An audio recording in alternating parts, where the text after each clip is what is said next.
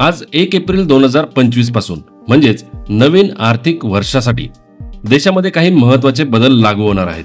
त्यापैकीच 10 महत्त्वाचे बदल आजच्या व्हिडिओमध्ये आपण जाणून घेणार आहोत। हे बदल सर्वसामान्य व्यक्तींच्या आयुष्यामध्ये रोजच्या जीवनावर थेट परिणाम करू शकतात। त्यामुळे या बदलांची माहिती असणे अत्यंत आवश्यक आहे। तुम्ही देखील हा व्हिडिओ शेवटपर्यंत नक्की बघा आणि तो इतरांसोबतही शेअर करा। पहिला महत्त्वाचा बदल म्हणजे आता 12 लाखांपर्यंतचं उत्पन्न हे टॅक्स फ्री होणार आहे। आज 1 एप्रिल 2025 पासून नवीन कर प्रणालीनुसार 12 लाख रुपयांचं वार्षिक उत्पन्न हे करमुक्त असणार आहे। म्हणजेच आता संपूर्ण वर्षामध्ये 12 लाख रुपये जर तुम्ही कमवत असाल तर त्यावर एकही रुपयाचा टॅक्स तुम्हाला द्यावा लागणार नाही। वित्तमंत्री निर्मला सीतारामन यांनी बजेट 2025-26 मध्ये मध्यमवर्गीयांना आयकरात मोठी सवलत दिली आहे। 1 एप्रिल 2025 पासून वार्षिक 12 लाख रुपयांपर्यंतचे उत्पन्न करमुक्त झाले आहे। परंतु ही सवलत केवळ नवीन कर प्रणाली स्वीकारणाऱ्या कर्मचाऱ्यांनाच मिळणार आहे। दुसरा महत्त्वाचा बदल आहे यूपीआय ट्रान्झॅक्शन संदर्भात। असे यूपीआय आयडी जे बनवले तर आहे पण वापरात नाहीये म्हणजेच इनॅक्टिव्ह आहेत ते बंद होणार आहेत। मागच्या 12 महिन्यात म्हणजे संपूर्ण एका वर्षात यूपीआय आयडीचा एकदाही वापर केलेला नसेल तर असे आयडी आता बंद केले जातील।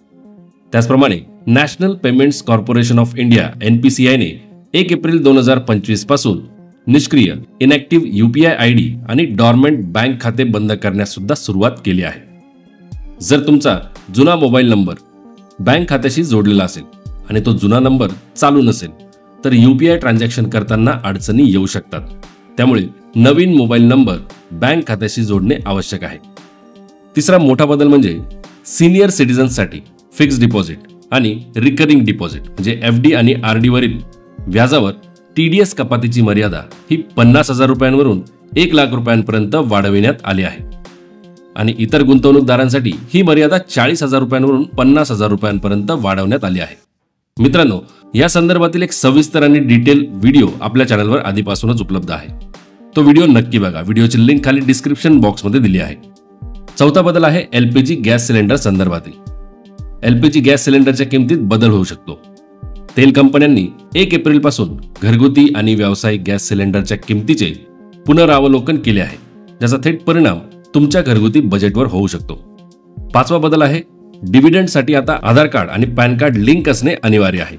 1 एप्रिल पासून जर तुमचा पॅन आणि आधार लिंक नसेल तर स्टॉक्सवर जो काही डिव्हिडंड मिळतो त्यामध्ये अडचणी येऊ शकतात।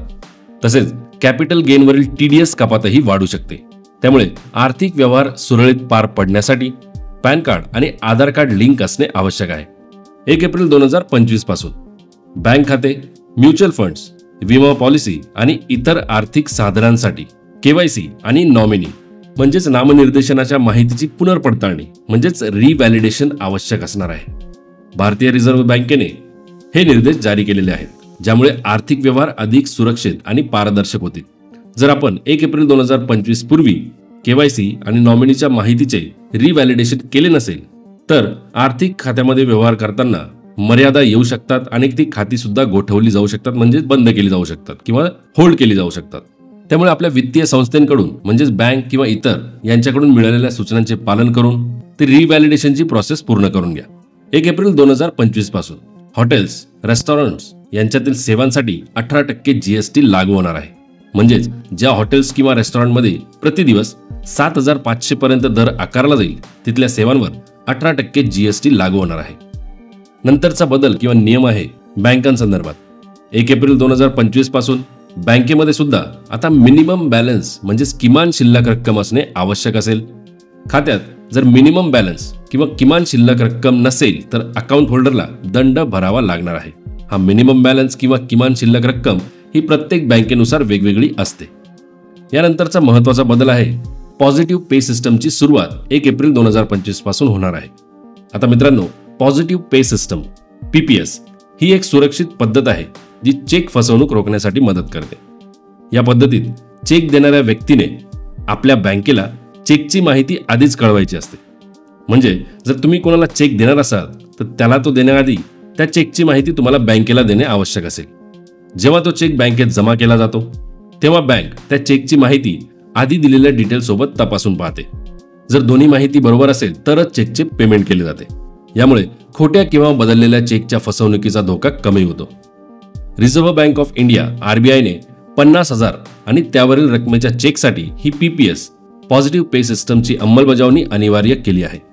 म्हणजे जर 50,000 किंवा त्यापेक्षा जास्त रकमेचे चेक पेमेंट करायचे असेल तर आता बँकेला त्या चेकची माहिती आधी देणे गरजेचे आहे.